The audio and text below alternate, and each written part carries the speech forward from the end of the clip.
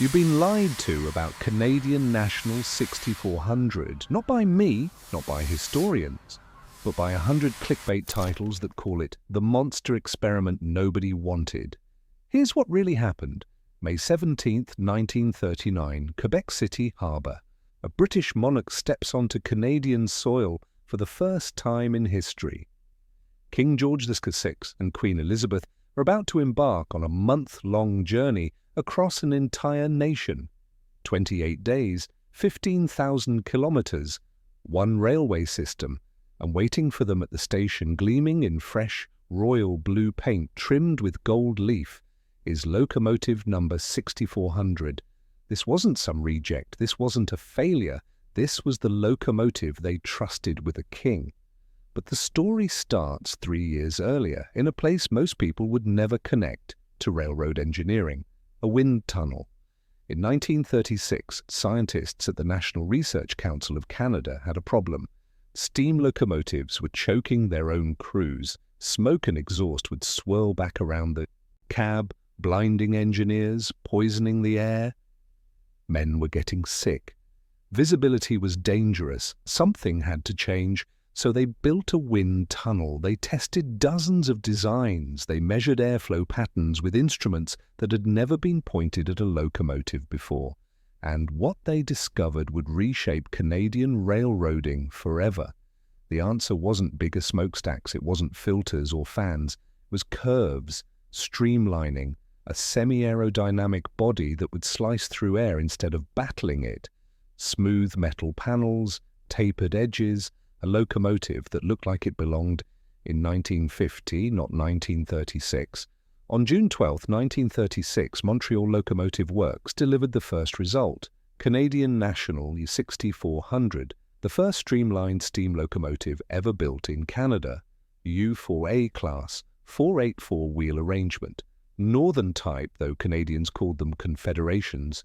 Weight, over 400,000 pounds. Power, enough to haul a 16-car passenger train at 90 miles per hour.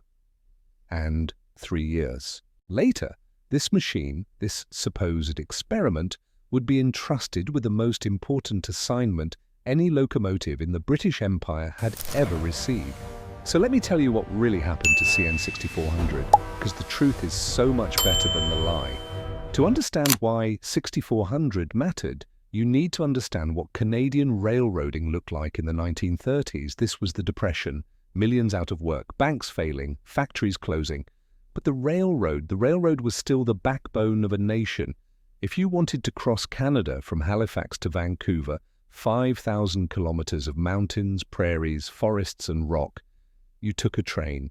There was no other option, and Canadian National was hemorrhaging money trying to compete with Canadian Pacific. Same routes, same destinations, different companies, both fighting for every passenger, every dollar. CN needed an edge, something modern, something that would make people choose their trains over CPs.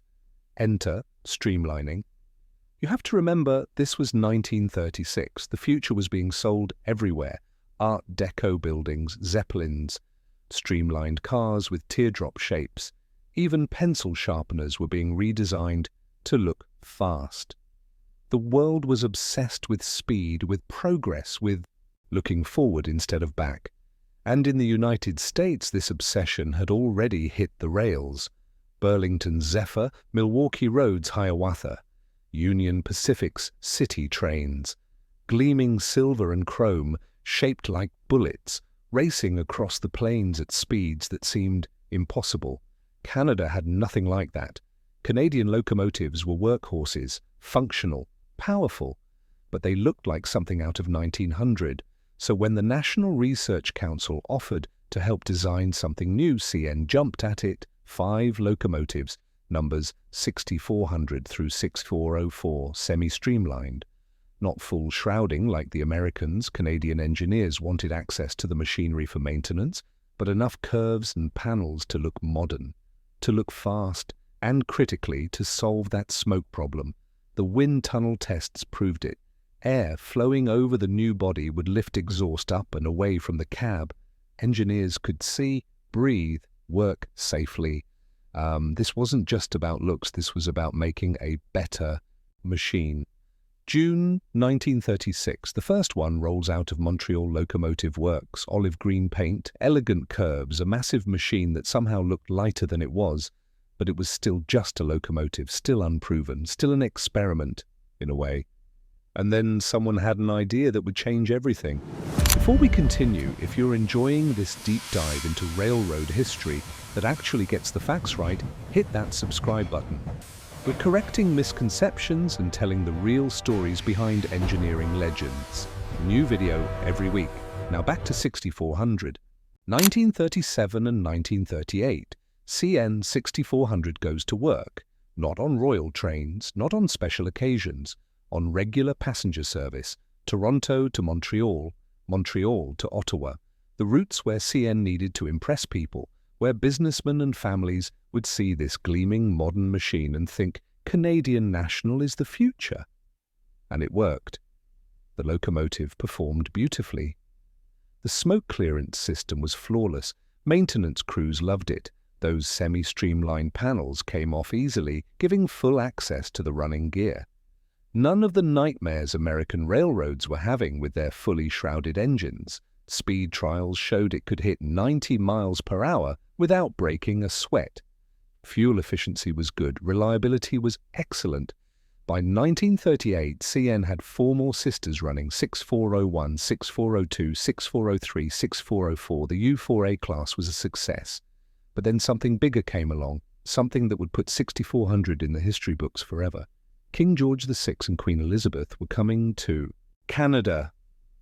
Let me paint the picture. This is May 1939. Europe is a powder keg. Hitler has taken Austria. He's eyeing Poland. War is coming. Everyone knows it. Britain needs allies. Canada, as part of the Commonwealth, is crucial, so the King and Queen will visit. Not just a day trip, a month, coast to coast. Thousands of Canadians lining the tracks at every town, every village, every whistle stop. This is the most important public relations event in Canadian history. Everything has to be perfect. The train, the route, the locomotives, and CN gets half the job.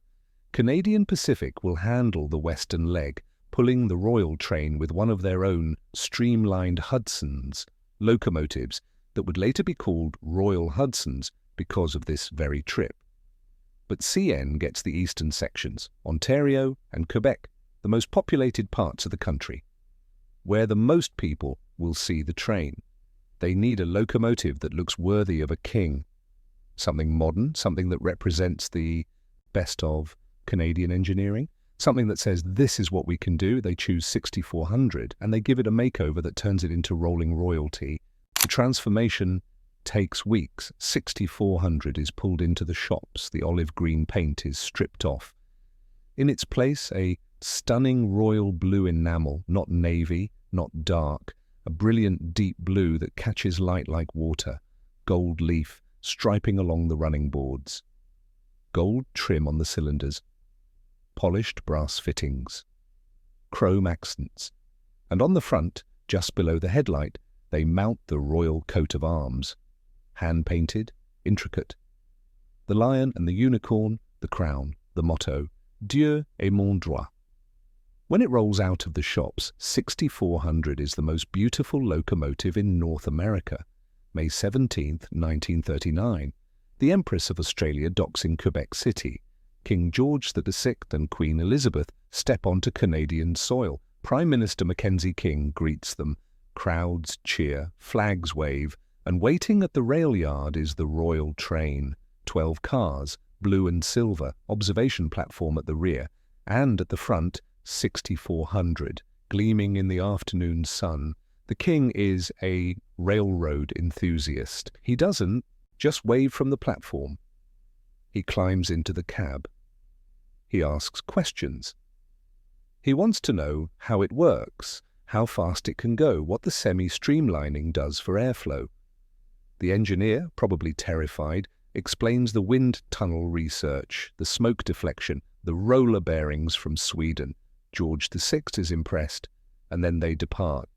600 horsepower surging through 8 drive wheels, The royal train glides out of Quebec City, destination Montreal, then Ottawa, then Toronto, then through Ontario, town by town, station by station. Everywhere they stop, thousands of people line the tracks. Children wave Union Jacks. Bands play God Save the King. The Queen waves from the observation platform. And at the front, 6400 is the mechanical ambassador of a nation showing the world what it can build. 25 crew changes, 5,189 kilometers on CN tracks, not a single mechanical failure, not one delay. The locomotive runs flawlessly through rain, through heat, through tight schedules and constant stops. When the King crosses over to Canadian Pacific's network for the western leg, 6400 returns to the shops. Mission accomplished, royal duty complete. But the year isn't over yet. Summer 1939, the royal train tour is over. George VI and Elizabeth have returned to England. Europe is spiraling toward war. But in New York, something else is happening. The World's Fair. Building the world of tomorrow. That's the theme. Flushing Meadows, Queens. 1,200 acres of pavilions and exhibits from 60 nations. The Trilon and Perisphere. Television demonstrations. Nylon stockings. The General Motors Futurama showing highways of 1960.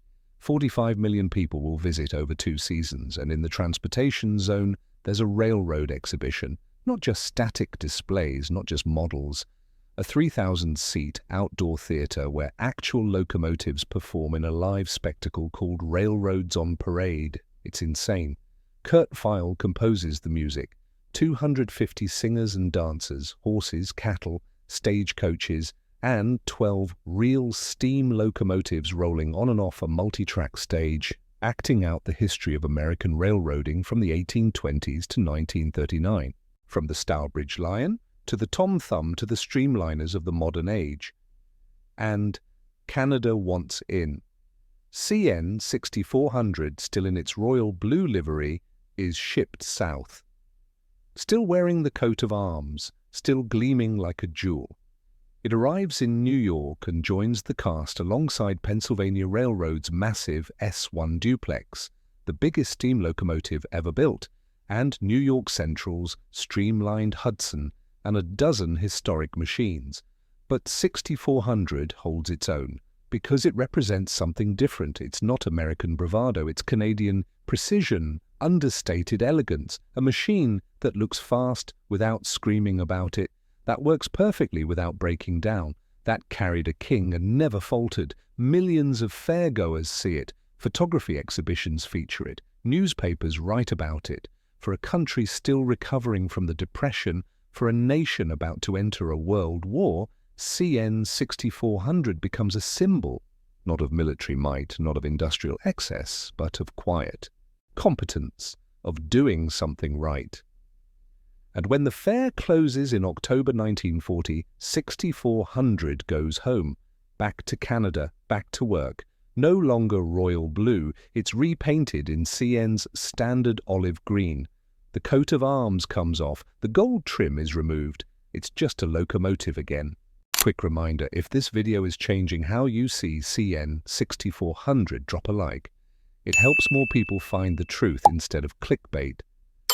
And if you want to support accurate historical content, check the link in description. All right, let's talk about what happened next.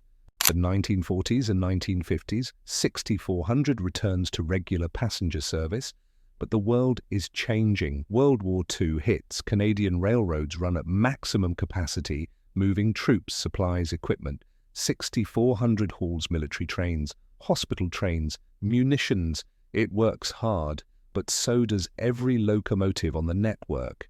This isn't glamorous, this is survival. After the war, things get worse, not for 6400 specifically, for steam itself. Diesel-electric locomotives are arriving. They're cleaner, more efficient, require less maintenance, and don't need water stops every 100 miles, don't need crews shoveling coal. General Motors, Lima, Baldwin, they're all building them. CN starts buying them in the late 1940s, and here's the cruel irony. CN 6400 was built to be modern, to represent the future, but by 1950 it's already obsolete. Steam is dying. The streamlining, the wind tunnel research, the careful engineering, it doesn't matter. Diesel doesn't need streamlining. Diesel doesn't have smoke problems. Diesel just works quietly without drama. One by one, the U4A sisters are retired. 6401 goes first, then 6402, 6403, 6404. By 1960, only 6400 is left, and even it is pulled from active service, not because it failed, not because it broke down, but because CN doesn't need it anymore. Steam is over. 6400 ends up at London Reclamation Yard, a scrapping line. This is where locomotives go to die, torches cutting through boilers, driving wheels sold for scrap metal. A beautiful machine reduced to its raw materials. But someone at CN remembers the Royal Tour, remembers New York, remembers that this wasn't just any locomotive, this was history, and they pull it from the line, set it aside. Not this one, we're keeping this one. The decision saves it. Because in the 1960s, CN assembles a museum train, a travelling exhibition called Journey into Yesterday.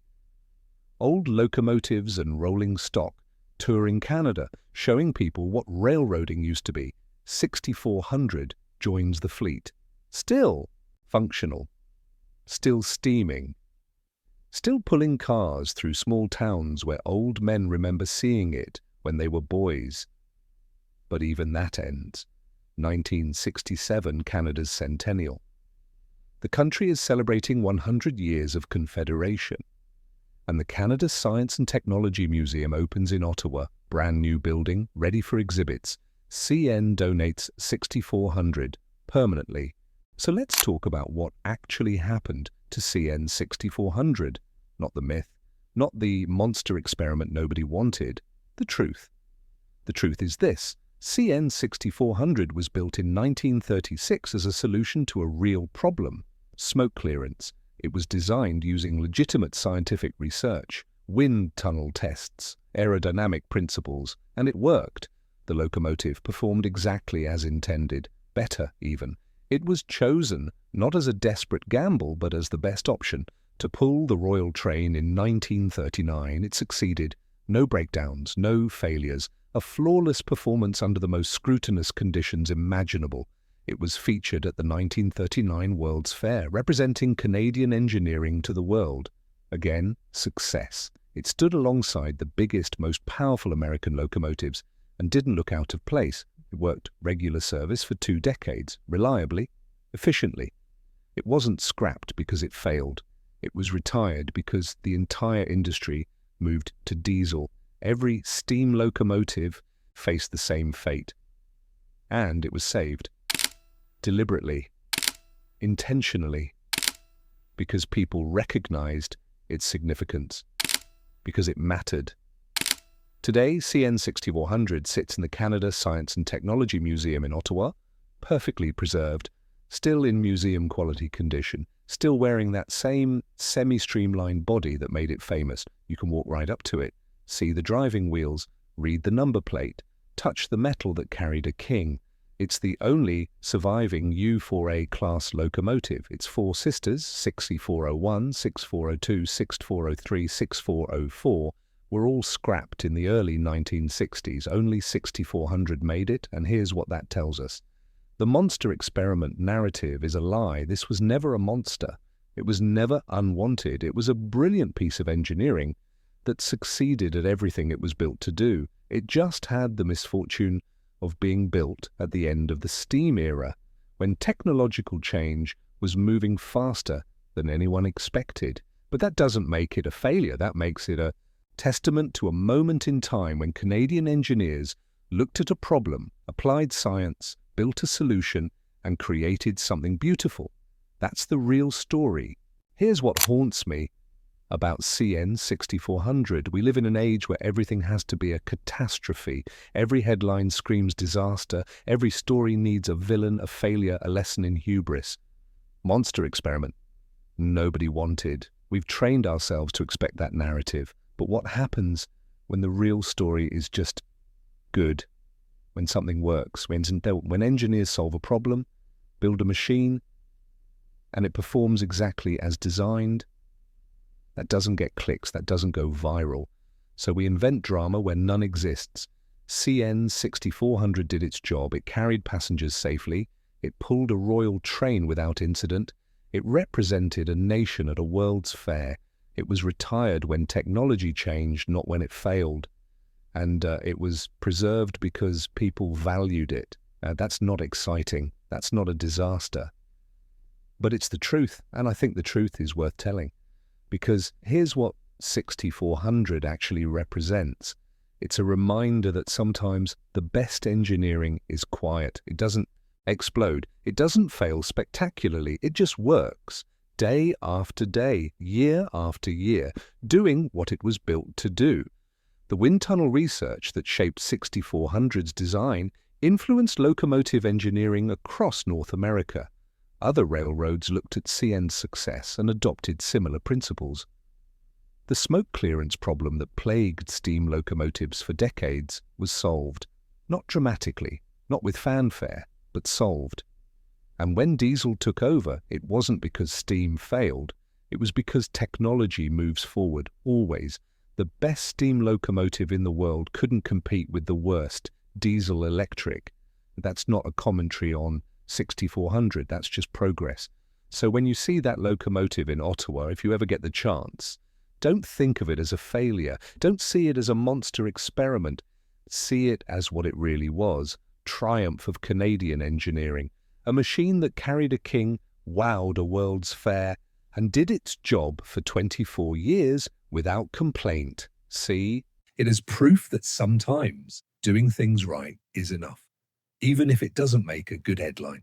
CN 6400, the locomotive that succeeded and was remembered for it. That's the story, that's the truth, and that's the one worth telling.